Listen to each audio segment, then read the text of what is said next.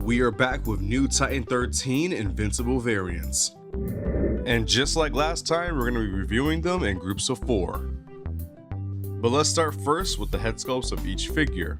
Starting off with the long-haired version, I do like how the hair doesn't get in the way of any of the articulation.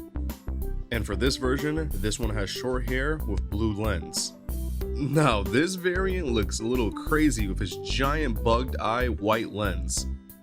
But unlike the others, this one doesn't have any lens/goggles on its head sculpt, which I think separates itself from the others. Let's start off with the long hair variant. One thing I like about this besides the hair is the sleeveless look that you see on the figure. It kind of reminds me of Warpath from Marvel. Following him is the tracksuit variant. I really like how majority of this design is yellow compared to it being blue or black, and in my opinion the blue looks really well with it. And honestly, there's not much to talk about when it comes to the giant bug eye version, except for the fact that his lens compared to the others are just gigantic. And the same thing could be said about the goggleless version, but I'm pretty sure the lore between those two probably goes really deep. Let's cover the articulation. It's the same for all the figures. They look far up, which is pretty good because these are flying characters. The arms move up this high, and we have bicep swivel as well. And with that, we have double jointed elbows and the hands rotate all around. The torso can move back this much, and then move forward this much as well. They can kick up this far with double jointed knees and thigh swivel, and lastly we have feet that can bend up and down, rotate with toe bend. And for accessories, all these figures come with the same thing. They come with one pair of open hands, punching, and gripping hands.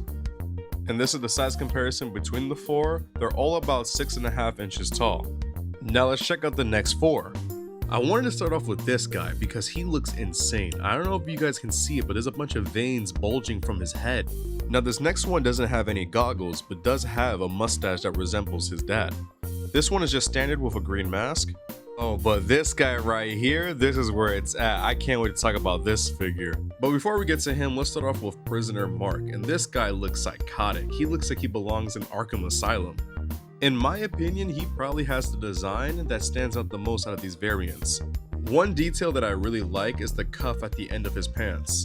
But next up is the mustache variant, and to be honest, this kind of reminds me of the Viltrumite version from the last set, albeit I know it is different. One thing that separates this figure from the others is the fact that it has a skirt piece that rotates. Probably the biggest meme and funniest figure is this WhatsApp/Messenger variant.